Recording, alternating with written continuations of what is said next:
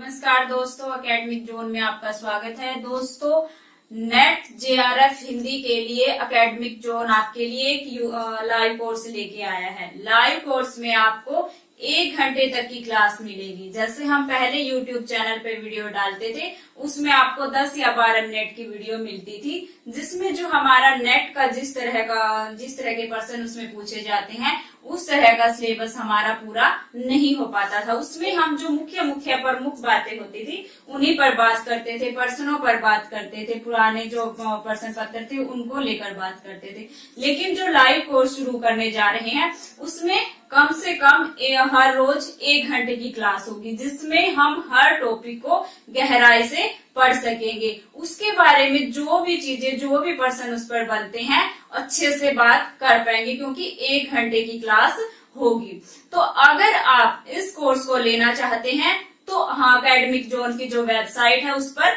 Visit कीजिएगा, www.academiczone.in पर। आप उस पर रजिस्ट्रेशन करवा सकते हैं अगर आप इस कोर्स को लेना चाहते हैं। दोस्तों, इस कोर्स में आपको फीस भी देना होगा। वो सब चीजें आप एकेडमिक जोन की जब वेबसाइट पर जाएंगे तो आप सबको पता चल जाएगा।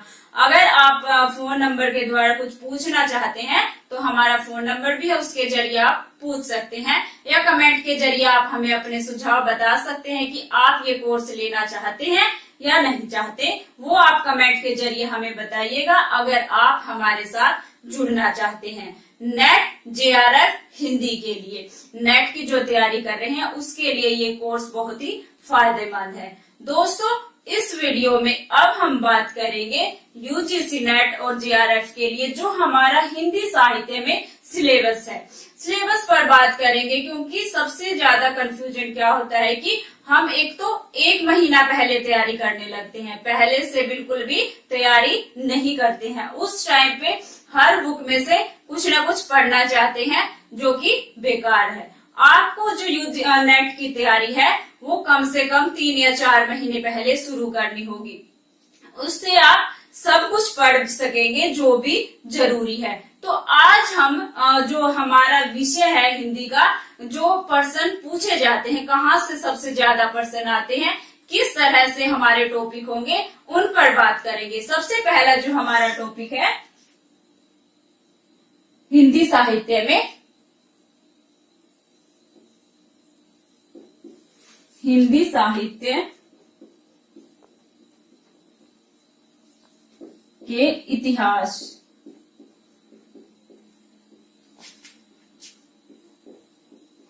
लेखन की परंपरा।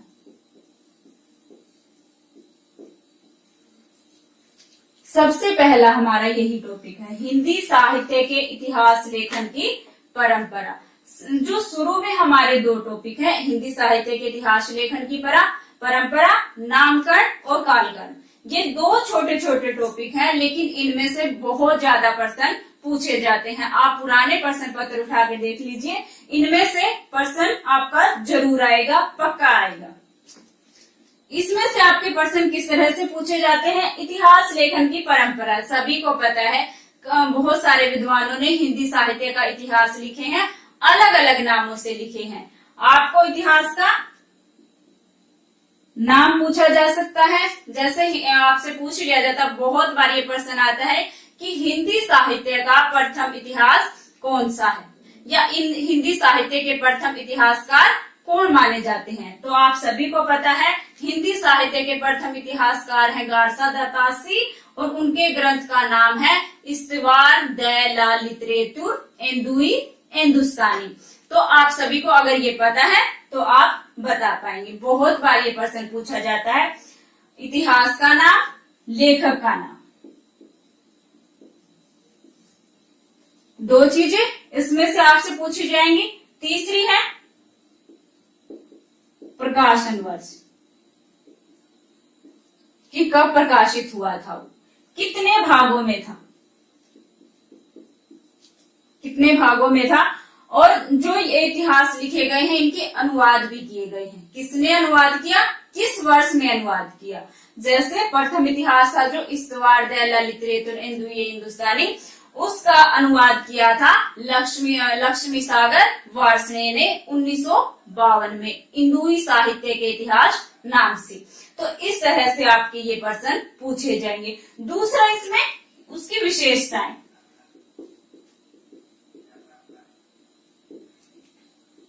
कि किस तरह की विशेषताएं हैं उसमें, जो किसी लेखक का इतिहास है वो दूसरे लेखक के इतिहास से किस तरह से भिन्न है, या किस तरह की उसमें उसने अलग चीज दिखाई। क्योंकि हिंदी साहित्य का इतिहास तो वही रहा, लेकिन विद्वानों ने खोज करके किसी का प्रकाश जो जन्म है कुछ और बताया है, फिर दूसरे ने खोज करके उसी तरह से उसको अलग बताया है। इसी तरह की विशेषताएं, जैसे रामचंद्र शुक्ल के इतिहास में क्या विशेषताएं थी, या हजारी प्रसाद द्विवेदी ने फिर उनके बारे में क्या कहा, इस तरह की, या कितने कवियों का वर्णन किया गया है, किस कवि को क्या कहा गया, ये सब चीजें आपसे पूछी जाएंगी जब हम ये पढ़ेंगे।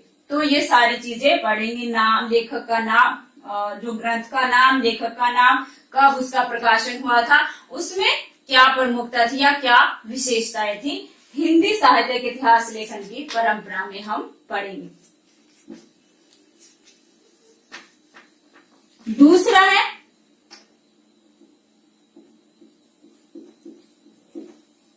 नामकरण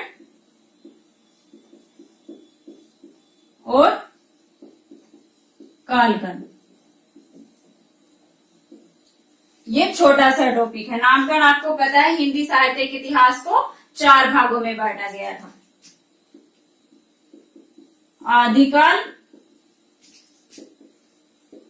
भक्तिकाल,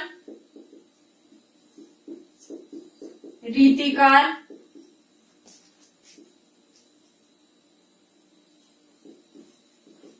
आधुनिक काल।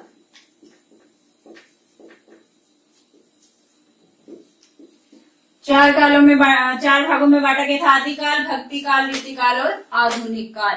लेकिन ये जो नाम है इनके ऊपर विवाद रहा था। अलग अलग जो हमारे विद्वान थे या इतिहासकार थे, उन्होंने अलग अलग काल को अलग अलग नाम दिया था। जैसे आदिकाल हजारी प्रसाद द्विवेदी जी द्वारा दिया गया है, रामचंद्र शुक्ल ने इसको वीर गाथा काल कहा था, इसी तरह से। लेकिन जो आदिकाल है और रीतिकाल है, इन्हीं 2 नामों पर विवाद रहा है। भक्ति काल और आधुनिक काल पर किसी तरह का कोई विवाद नहीं था। जो प्रश्न हमारे पूछे जाएंगे नेट में, तो वो रीतिकाल से पूछे जाएंगे, आदिकाल से पूछे जाएंगे। आपने देखा होगा बहुत बार ये प्रश्न आते हैं कि आचार्य रामचंद्र शुक्ल ने आदिकाल को क्या नाम दिया, रीतिकाल नाम किसके द्वारा दिया गया है।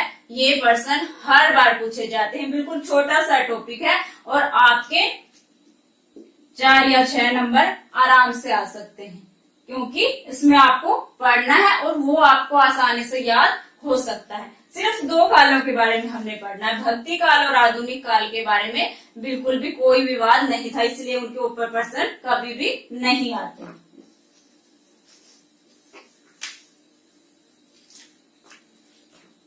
आगे है आदिकाल।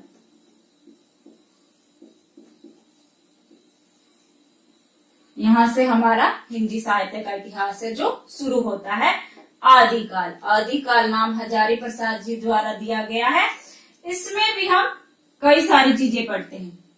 इसमें हम पढ़ेंगे जैन साहित्य,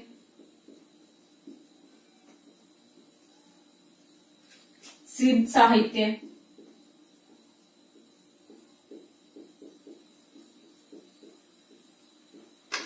रासो साहित्य,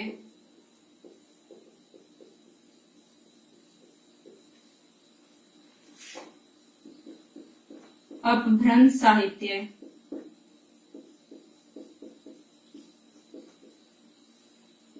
नाथ साहित्य,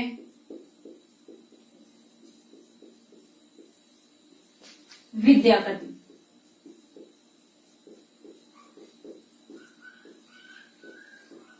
अमीर खुसरो।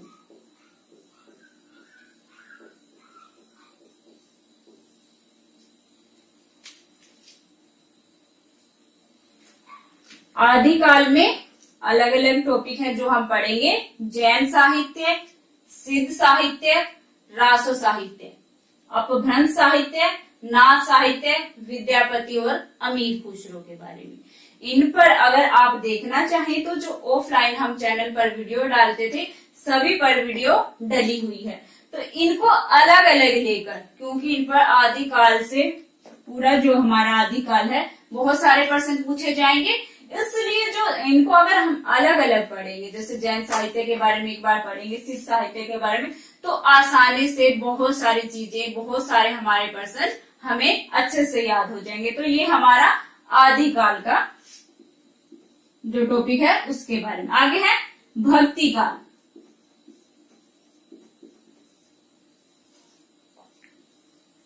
भक्ति काल को भी दो भागों में बांटा गया था। निर्गुण काव्य धारा,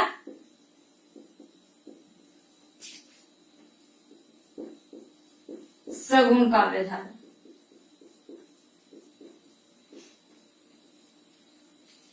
भक्ति काल दो भागों में बांटा गया था, निर्गुण काव्य धारा, सगुण काव्य धारा। निर्गुण आपको पता है, जिनके राम निराकार थे, जिनका कोई आकार नहीं था, जिनको कोई देख नहीं सकता था, छू नहीं सकता था, सिर्फ महसूस कर सकता था।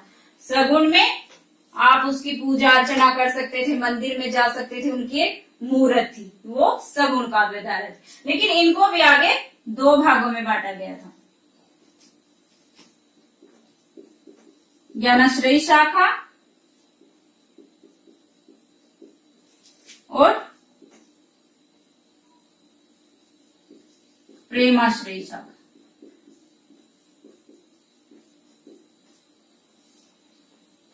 ज्ञानाश्रयी शाखा यानी संत काव्य, प्रेमाश्रयी शाखा सूफी काव्य। राम कुमार वर्मा ने इनको छोटे नाम दिए थे, ज्ञानाश्रयी शाखा को संत काव्य, प्रेमाश्रयी शाखा को सूफी काव्य। तो इस तरह से आपको पता है ज्ञानाश्रयी शाखा संत काव्य जो हमारे संत कवि रहे हैं, कबीर दास जी, नानक, रैदास, दादू दयाल जी, सुंदरदास, मनुकदास, ये सब ज्ञानाश्रयी शाखा में। प्रेमाश्रयी शाखा में जो सूफी कवि भी हुए हैं और हिंदू कवि भी हुए हैं, इसलिए इन पर अगर धर्म प्रचार का जो आरोप लगाया गया था वो गलत है, क्योंकि प्रेमाश्रयी शाखा में बहुत सारे हिंदू कवि भी हुए हैं। मलिक मोहम्मद जायसी जी, मंचन, कुतुबन, मुल्ला दाऊद, ये सभी प्रेमाश्रयी शाखा में हम पढ़ेंगे। दूसरा है सगुण काव्य धारा को भी दो भागों में बांटा गया था, राम भक्ति शाखा,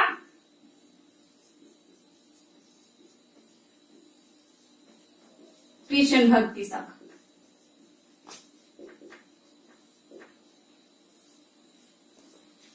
सगुण भक्ति को भी दो भागों में बांटा गया था, राम भक्ति जो राम के भगत थे, जैसे प्रमुख कवि हुए हैं तुलसीदास जी, कृष्ण भक्ति शाखा में सूरदास जी। कृष्ण भक्ति शाखा को भी आगे कई सारे भाग थे, जैसे वल्लभ संप्रदाय, निभाग संप्रदाय, राधा वल्लभ संप्रदाय, वो सब हम कृष्ण भक्ति शाखा में पढ़ेंगे।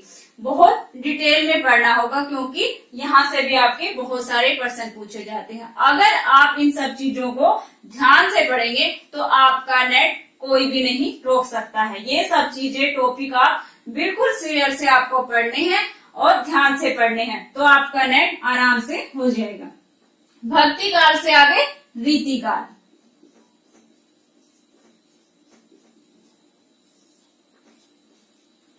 रीति काल नाम दिया था आचार्य रामचंद्र शुक्ल जी ने। तो रीति काल को भी तीन भागों में बांटा गया था,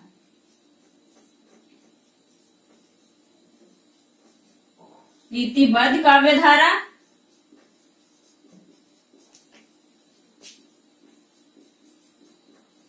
रीति सिद्ध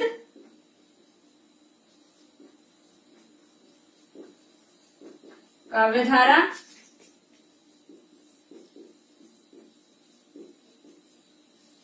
रीति मुक्त काव्य धारा। रीतिबद्ध काव्य धारा, रीति सिद्ध काव्य धारा और रीति मुक्त काव्य धारा, ये हम रीति काल में पढ़ेंगे। रीतिबद्ध काव्य धारा में चिंतामणि जी, देव, जसवंत सिंह, मतीराम भूषण, ये सब रीतिबद्ध काव्य धारा। रीति सिद्ध काव्य धारा के जो प्रमुख कवि रहे हैं बिहारी जी, और रीति मुक्त काव्य धारा के घनानंद, बोधा, आलम ये सब रीति मुक्त काव्य धारा के कवि रहे हैं। तो वो सब हम जब रीतिकाल के बारे में पढ़ेंगे तो वो पढ़ेंगे। ये सिर्फ आपको टॉपिक पता चल जाएगा कि आपको कैसे तैयारी करनी है और कौन कौन से पढ़ने हैं।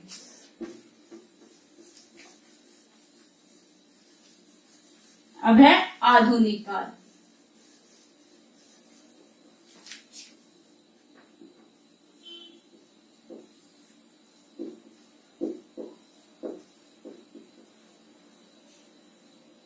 आधुनिक काल में आगे आपको सबसे पहले जो पढ़ेंगे वो है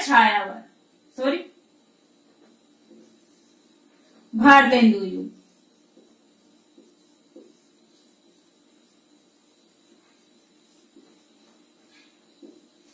भारतेंदु युग आधुनिक काल में सबसे पहले भारतेंदु युग। भारतेंदु युग में भारतेंदु मंडल के जो कवि हुए हैं हरिश्चंद्र भारतेंदु जी, बद्रीनारायण चौधरी, प्रेमघन, प्रताप नारायण मिश्र, जगमोहन सिंह, अंबिकादत्त व्यास, ये सब भारतेंदु मंडल के कवि रहे हैं। भारतेंदु युग में जो काव्य की भाषा थी, गद्य की भाषा थी, वो खड़ी बोली हो गई थी और पद्य की जो भाषा थी वो ब्रज भाषा ही रही थी। अगला जो हमारा युग है वो है द्विवेदी युग। महावीर प्रसाद द्विवेदी जी के नाम से इस युग का नामकरण हुआ था, द्विवेदी युग। इसमें जो महावीर प्रसाद द्विवेदी मंडल के जो कवि हैं वो थे हरिओद जी, मैथिली शरण गुप्त, श्रीधर पाठक, गया प्रसाद शुक्ल स्नेही, बहुत सारे कवि हैं जिनके बारे में हम जब द्विवेदी युग पढ़ेंगे तो सबके बारे में जानेंगे। भारतेंदु युग का जो दूसरा नाम है वो है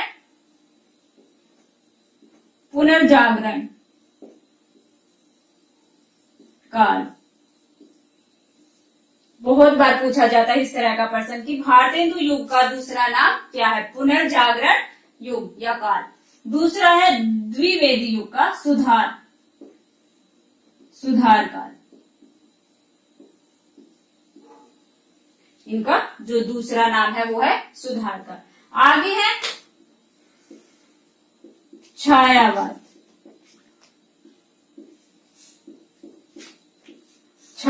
युग। बहुत सारे प्रश्न यहां से आते हैं। इसमें आपको पता होगा जयशंकर प्रसाद,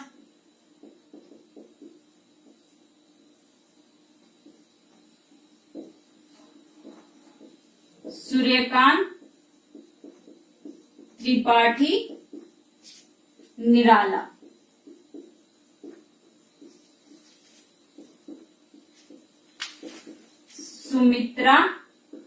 सुमित्रानंदन पंत और महादेवी वर्मा।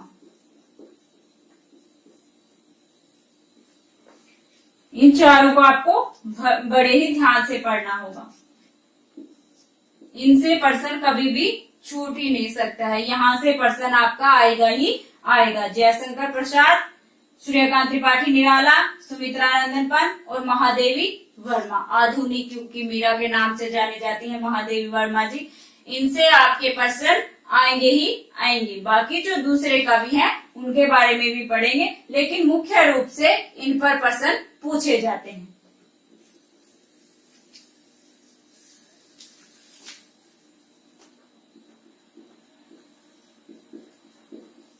छायावादोत्तर युग।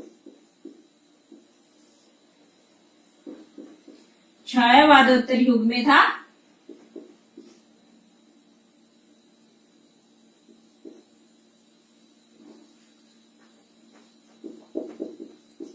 प्रगतिवाद,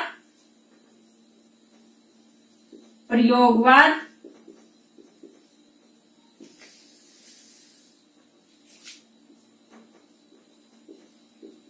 नई कविता,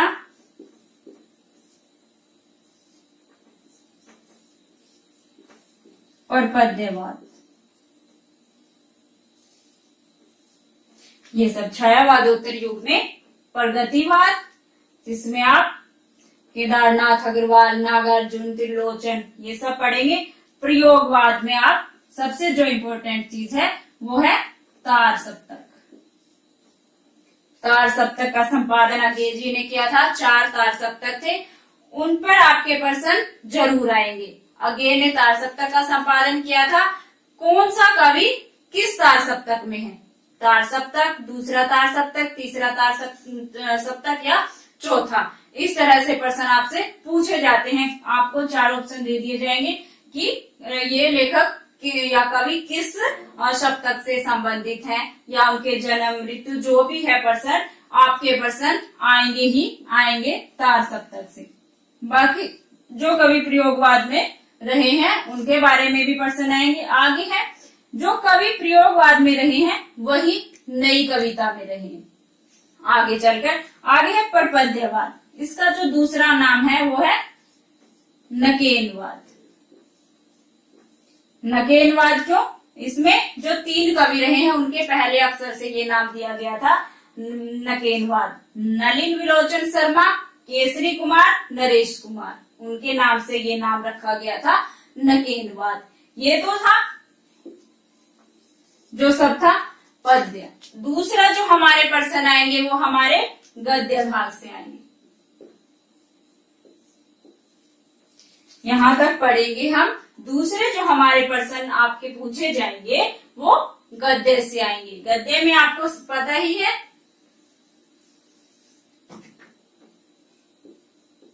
उपन्यास, कहानी, निबंध, रेखाचित्र, संस्मरण, आत्मकथा, जीवनी। इस तरह से उपन्यास, कहानी, निबंध, रेखाचित्र, संस्मरण, आत्मकथा, जीवनी, डायरी, साक्षात्कार, ये सब हमारे गद्य भाग में। इसमें से आपको जैसे उपन्यास है, मैं बताऊं, उपन्यास पूछा जाएगा, उपन्यासकार पूछा जाएगा, कब प्रकाशित हुआ था ये उपन्यास, और सबसे ज्यादा पूछा जाता है विषय, कि इस उपन्यास में या कहानी में किस तरह के विषय का वर्णन किया गया है। बहुत ज्यादा पूछे जाते हैं पात्र। आपको मुख्य पात्र, मुख्य उपन्यास, कहानी जो भी है उनके याद रखने होंगे ये सब चीजें। बाकी आपसे ऐसे भी पूछ लिया जाएगा कि इसकी विद्या क्या है। जैसे आत्मकथा कोई भी दे दी जाए तो आपको बताना है कि ये रचना आत्मकथा है। तो प्रश्नों का आपको पता ही कि कैसे पूछे जाते हैं, याद करने हैं आपको। कहानी और उपन्यास में सबसे ज्यादा पात्र पूछे जाते हैं, विषय पूछा जाता है। तो ये हमारा था हिंदी साहित्य। दूसरे हमारे 20 या 25 नंबर का जो आता है वो है भारतीय काव्य शास्त्र।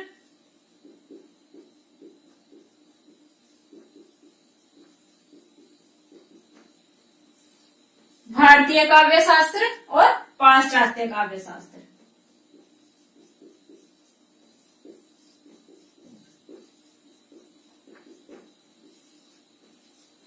भारतीय काव्य शास्त्र, पाश्चात्य काव्य शास्त्र। इसमें आपको ज्यादा नहीं, कम से कम 30 पन्ने होंगे हमारी किताब में, और उसी में से प्रश्न पूछा जाता है। कोई भी प्रश्न बाहर से नहीं आता है। भारतीय काव्य शास्त्र और पाश्चात्य काव्य शास्त्र दोनों से प्रश्न आपके पक्का आएंगे, हर बार पूछे जाते हैं। 20 से 25 नंबर आपके भारतीय काव्य शास्त्र और पाश्चात्य काव्य शास्त्र पढ़ने से आएंगे। दूसरा, कई बच्चे ये पूछते हैं कि हिंदी व्याकरण से प्रश्न कैसे आएंगे, आते हैं या नहीं। हिंदी व्याकरण से बिल्कुल भी प्रश्न नहीं आते हैं। नेट जेआरएफ के लिए आपको हिंदी व्याकरण पढ़ने की जरूरत नहीं है। हमारा जो साहित्य है उससे ही प्रश्न पूछे जाते हैं। हिंदी व्याकरण से कई बार 1 या 2 प्रश्न आपके पूछ लेते हैं, उनकी जानकारी आपको होती है। कई बार उच्चारण स्थान से पूछ लेते या भाषा बोली इससे पूछ लेते। बाकी हिंदी व्याकरण से कुछ नहीं पूछा जाता। तो ये हमारा हिंदी साहित्य का सिलेबस था।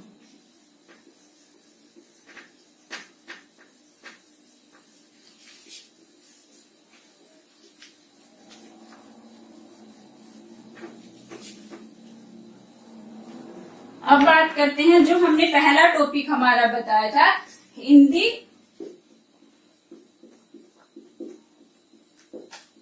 साहित्य के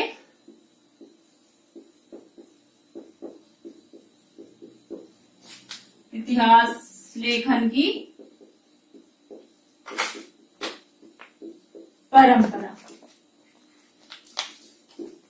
जो हमारा पहला टॉपिक है, हिंदी साहित्य के इतिहास लेखन की परंपरा। अब हम इसको पढ़ेंगे तो आपको पता चल जाएगा, आपने पुराने पेपर देखे होंगे कि प्रश्न यहीं से आए हुए हैं। तो आप देखिएगा, हिंदी साहित्य के इतिहास लेखन की परंपरा में सबसे पहले जो इतिहास लेखन की शुरुआत की थी वो गारसा दा तासी ने की थी। गारसा दा तासी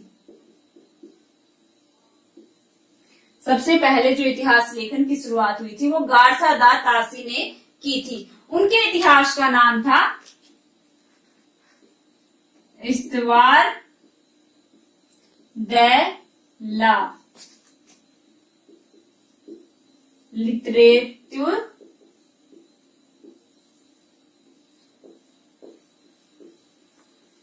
एंदुई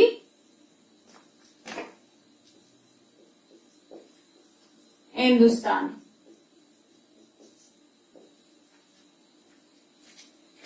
तो चीजें याद रखनी, गारसा दा तासी, उनके ग्रंथ का नाम है, इतिहास का नाम है इस्तवार द ला लिटरेचर एंदुई हिंदुस्तानी। तो वो चीजें आपको यहाँ पर पता चल गई। इस पर प्रश्न आपका कैसे आता है, हिंदी साहित्य का प्रथम इतिहास कौन सा है?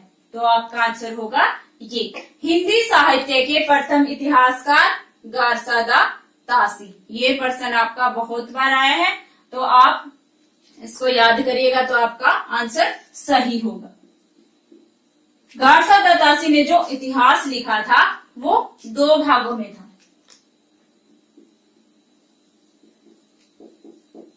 2 भागों में लिखा था। पहले भाग का प्रकाशन हुआ था 1839 ईस्वी में और दूसरे का 1847 ईस्वी में।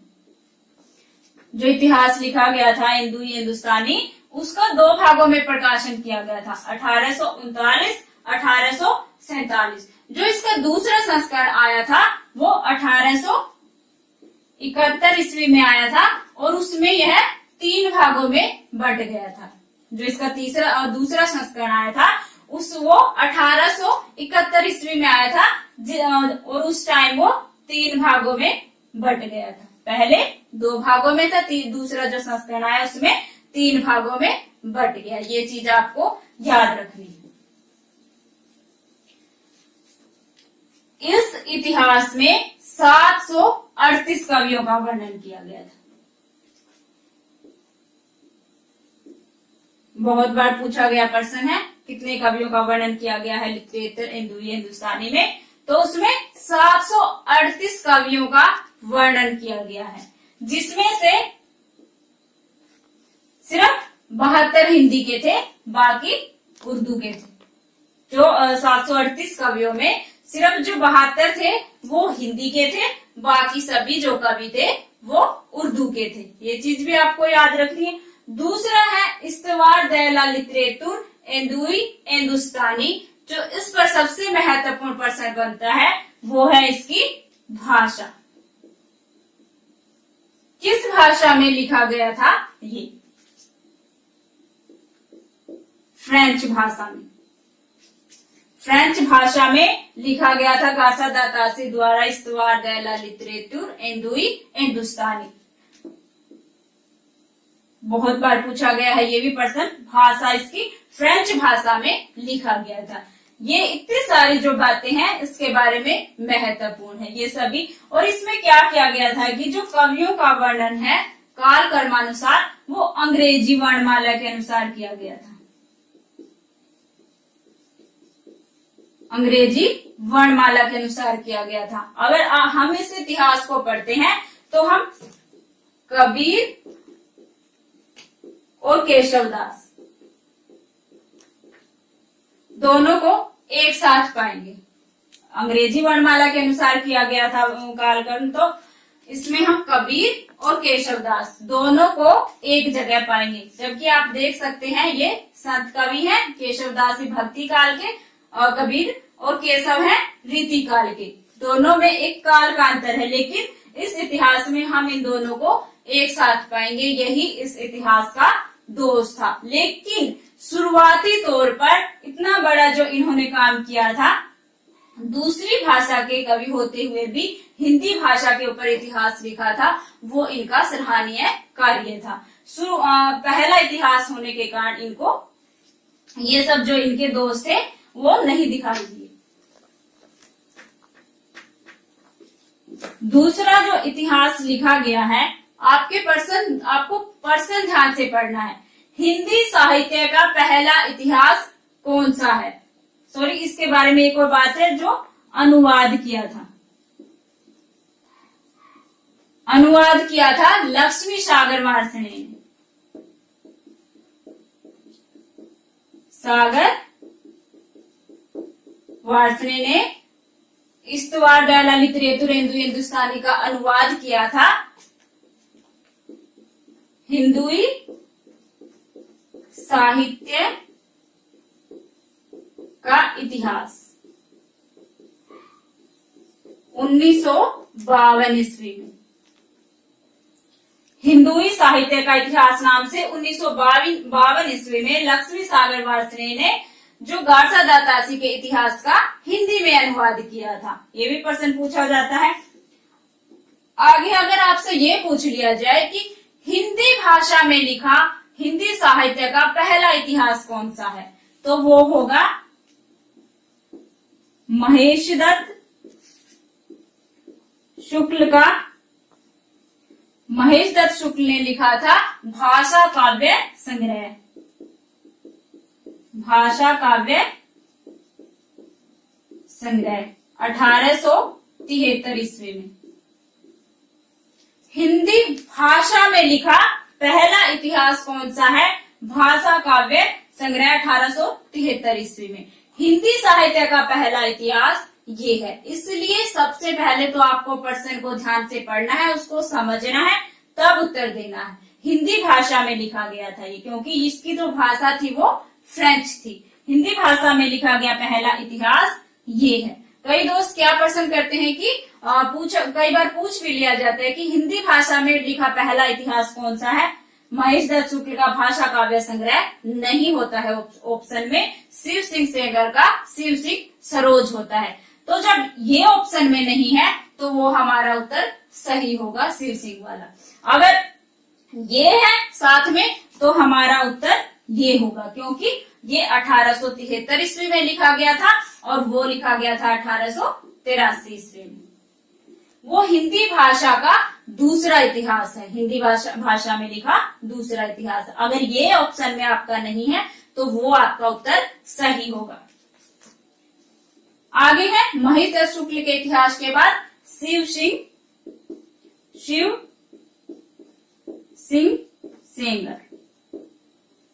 इनके इतिहास का नाम था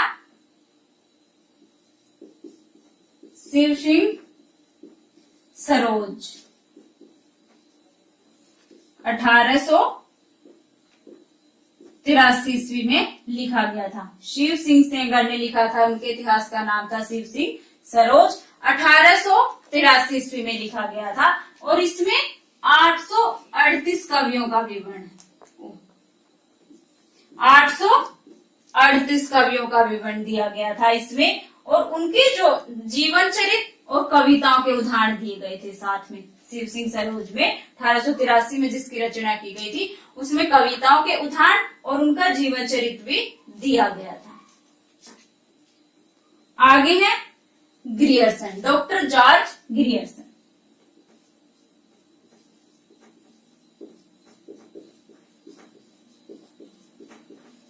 डॉक्टर जॉर्ज ग्रियर्सन के इतिहास का नाम है the modern वर्निक्यूलर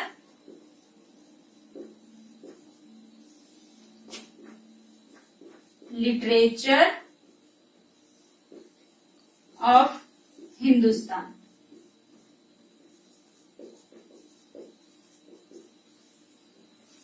the modern vernacular literature of हिंदुस्तानी।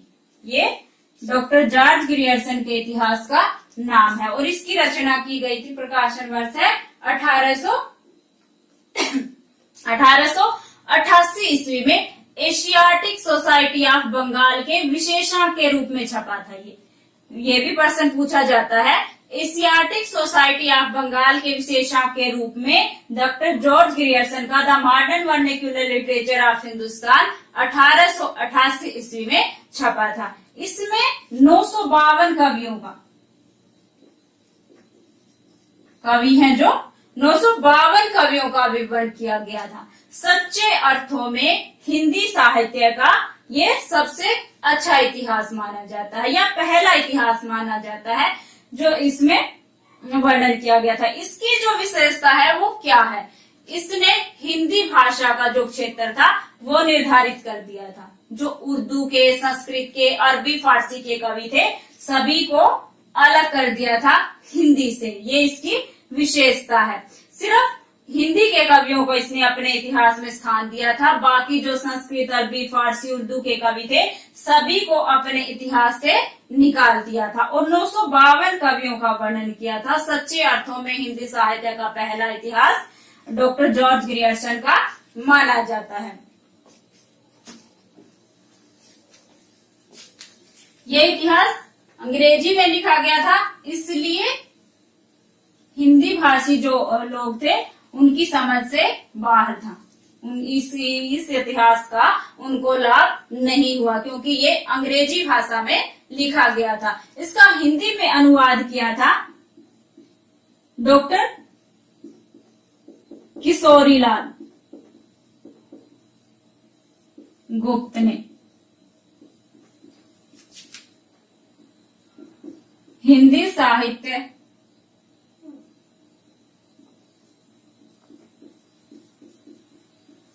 साहित्य का प्रथम इतिहास 1957 ईस्वी में अनुवाद किया गया था डॉक्टर किशोरीलाल गुप्त द्वारा। हिंदी साहित्य का प्रथम इतिहास 1957 ईस्वी में ये था डॉक्टर जॉर्ज ग्रियर्सन का the modern vernacular literature of Hindustan.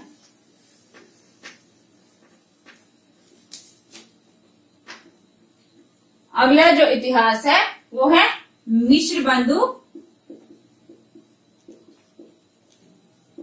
Vinod. मिश्र बंधु विनोद किसके द्वारा लिखा गया था? मिश्र बंधुओं द्वारा। सबसे पहला प्रश्न तो हमारा इसमें यही बनता है। बहुत बार पूछा जाता है कि मिश्र बंधु कौन कौन थे। ये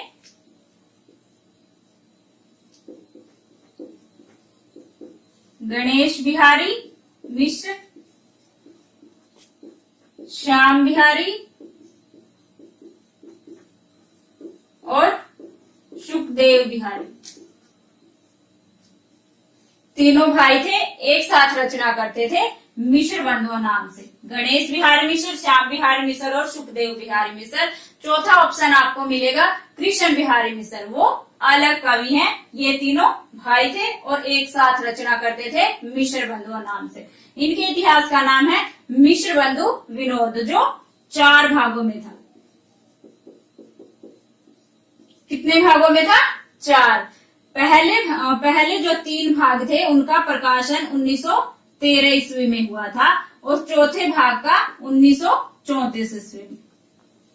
पहले जो 3 भाग थे इस इतिहास के उनका प्रकाशन 1913 ईस्वी में हुआ था और जो चौथा भाग था उसका प्रकाशन 1934 ईस्वी में हुआ था। इसमें जो कवियों की संख्या है वो है 4591 कवि थे, यानी 5000 के करीब कवियों का इन्होंने वर्णन किया था। 4591 कवि थे मिश्र बंधु विनोद में। इतने जो ज्यादा संख्या में इन्होंने जो अज्ञात कवियों को सामने लाने का श्रेय मिश्र बंधुओं के इतिहास को दिया जाता है क्योंकि इन्होंने इतने सारे कवियों को प्रकाश में लाया था। आचार्य रामचंद्र शुक्ल ने मिश्र बंधु विनोद, डॉक्टर जॉर्ज ग्रियर्सन और शिव सिंह सैगर के इतिहास को कवि वृत्त संग्रह संज्ञा दी है। कवि वृत्त संग्रह कहा था। किस किस के इतिहास को, ये भी प्रश्न बनता है कि कवि आचार्य रामचंद्र शुक्ल ने कवि वृत्त संग्रह किस किस के इतिहास को कहा था? मिश्र बंधुओं के इतिहास को, डॉक्टर जॉर्ज ग्रियर्सन के इतिहास को, शिव सिंह सैगर के इतिहास को। तीनों के इतिहास को केवल कवि वृत्त संग्रह मात्र कहा था। और उन्होंने अपने इतिहास में जो सबसे ज्यादा सामग्री ली थी वो मिश्र बंधुओं के इतिहास से ली थी। लेकिन फर्क क्या था? उन्होंने सिर्फ 1000 कवियों का वर्णन किया है अपने इतिहास में। रामचंद्र शुक्ल के इतिहास का नाम है हिंदी साहित्य का इतिहास। 1929 ईस्वी में हिंदी साहित्य का इतिहास 1929 ईस्वी में नागरी प्रचारणी सभा में शब्द सागर की भूमिका के रूप में छपा था। सबसे पहले तो यह हुआ था कि जो रामचंद्र शुक्ल जी और श्याम सुंदर दास जी इकट्ठा इतिहास लिखेंगे नागरी प्रचारणी सभा के लिए। लेकिन फिर कुछ बातें हुए तो रामचंद्र शुक्ल जी ने अकेले ही हिंदी साहित्य का इतिहास लिखा था। और किस नाम से लिखा था? सबसे ज्यादा प्रश्न पूछे जाते कि किस नाम से लिखा था? हिंदी साहित्य का विकास। जो नागरी प्रचारणी सभा में सबसे पहले छपा था वो हिंदी साहित्य का विकास नाम से छपा था, शब्द सागर की भूमिका के रूप में। लेकिन उनके इतिहास का नाम है हिंदी साहित्य का इतिहास 1929 ईस्वी में। इसमें 1000 कवियों का वर्णन किया गया। 1000 कवियों का वर्णन किया गया है रामचंद्र शुक्ल जी के इतिहास में। सच्चे अर्थों में जो अगर सही देखा जाए तो यही इतिहास हमारा सबसे अच्छा इतिहास है। अब इसमें कुछ शोध की जरूरत है क्योंकि 1929 में लिखा गया था, उसके बाद तो बहुत कुछ बदल गया है इसलिए। लेकिन उस टाइम पे जब ये लिखा गया था ये सबसे अच्छा इतिहास है। आज यूजीसी नेट जो कर रहे हैं या जो हिंदी सब्जेक्ट के बच्चे हैं सबके पास यही इतिहास मिलता है, डॉक्टर नागेंद्र का या आचार्य रामचंद्र शुक्ल जी का। सबसे विश्वास लोग इसी पर करते हैं।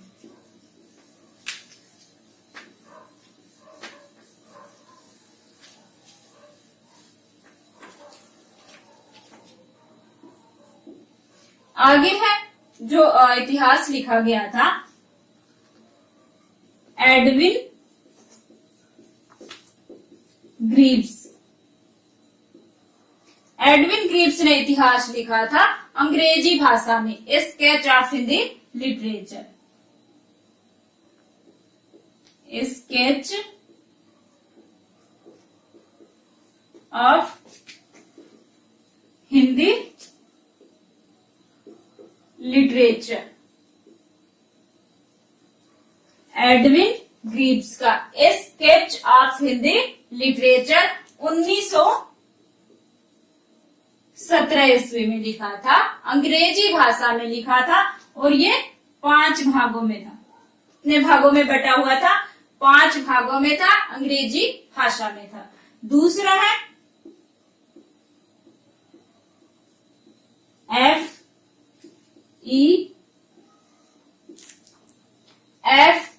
के द्वारा ए हिस्ट्री ऑफ हिंदी लिटरेचर 1920 ईस्वी में। और हिस्ट्री ऑफ हिंदी लिटरेचर 1920 ईस्वी में लिखा गया था। ये जो 2 इतिहास हैं वो अंग्रेजी भाषा में लिखे गए थे। आगे है हजारी प्रसाद द्विवेदी जी। इन्होंने जो इतिहास लिखे थे वो 3 थे। हिंदी साहित्य की भूमिका, हिंदी साहित्य की भूमिका 1940 ईस्वी में हिंदी साहित्य का उद्भव और विकास 1952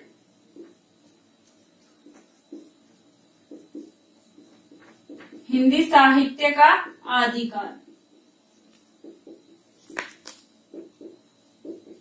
1952 ईस्वी में हिंदी साहित्य की भूमिका 1940 से हिंदी साहित्य का उद्भव और विकास 1952, हिंदी साहित्य का आदिकाल 1952 ईस्वी में। ये इतिहास आचार्य हजारी प्रसाद द्विवेदी जी द्वारा लिखे गए। इन पर सबसे ज्यादा प्रश्न क्या पूछा जाता है, एक और आपको ऑप्शन दे दिया जाएगा कि इनमें से हजारी प्रसाद द्विवेदी जी का कौन सा इतिहास नहीं है।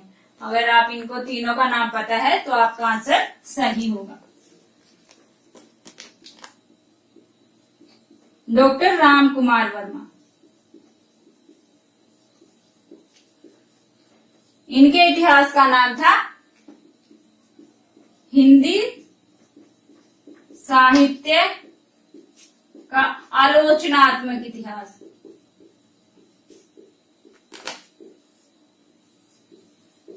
इतिहास 1938 ईस्वी में लिखा गया था। हिंदी साहित्य का आलोचनात्मक इतिहास 1938 ईस्वी में लिखा गया था।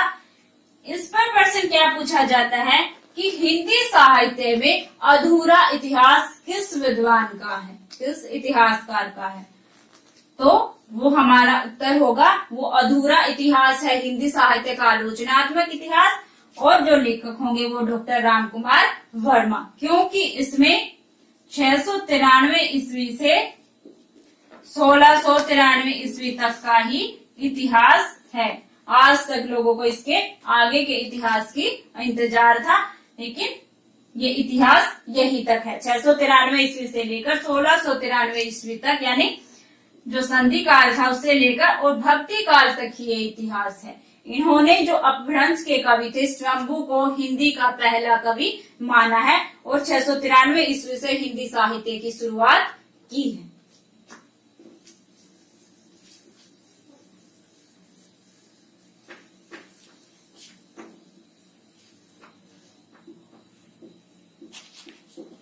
गणपति चंद्रगुप्त का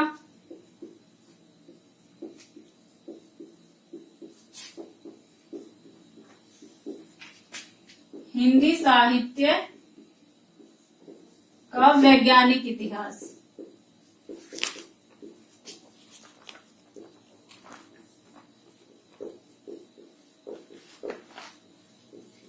उन्नीस सौ 65 ईस्वी में हिंदी साहित्य का वैज्ञानिक इतिहास 1965 ईस्वी में 2 भागों में था। दो भागों में बटा हुआ था 1965 ईस्वी में। हिंदी साहित्य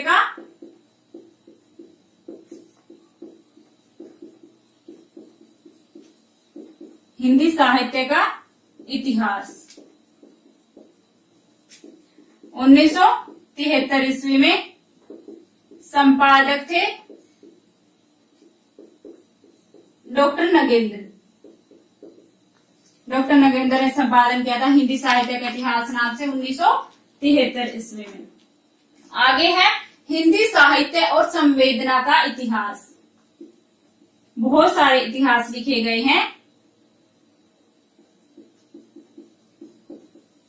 हिंदी साहित्य और संवेदना का इतिहास 1986 ईस्वी में बहुत बार आता है पेपर में। हिंदी साहित्य और संवेदना का इतिहास 1986 ईस्वी में डॉक्टर राम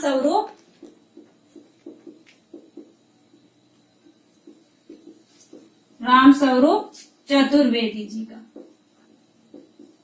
हिंदी साहित्य और संवेदना का इतिहास डॉक्टर राम स्वरूप चतुर्वेदी जी का 1986 ईस्वी में। दूसरा है हिंदी साहित्य का दूसरा इतिहास। हिंदी साहित्य का दूसरा इतिहास। 1996 ईस्वी में डॉक्टर बच्चन सिंह, डॉक्टर बच्चन सिंह द्वारा हिंदी साहित्य का दूसरा इतिहास 1996 ईस्वी में। आधुनिक हिंदी का आदिकाल 1973 ईस्वी। आधुनिक, बहुत सारे इतिहास लिखे गए हैं। आधुनिक हिंदी का आदिकाल 1973 ईस्वी, नारायण चतुर्वेदी जी द्वारा। आदिकाल 1973 ईस्वी, नारायण चतुर्वेदी जी द्वारा। आधुनिक हिंदी साहित्य, आधुनिक हिंदी साहित्य 1941 ईस्वी, लक्ष्मी सागर वार्ष्णेय, लक्ष्मी सागर वार्ष्णेय द्वारा।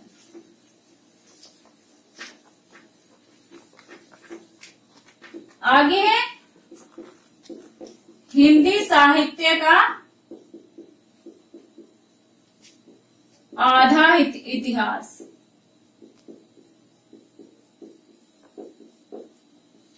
दो 2003 में लिखा गया था सुमन राजे। सुमन राजे द्वारा हिंदी साहित्य का आधा इतिहास 2003, सुमन राजे। हिंदी साहित्य का मौखिक इतिहास, हिंदी साहित्य का मौखिक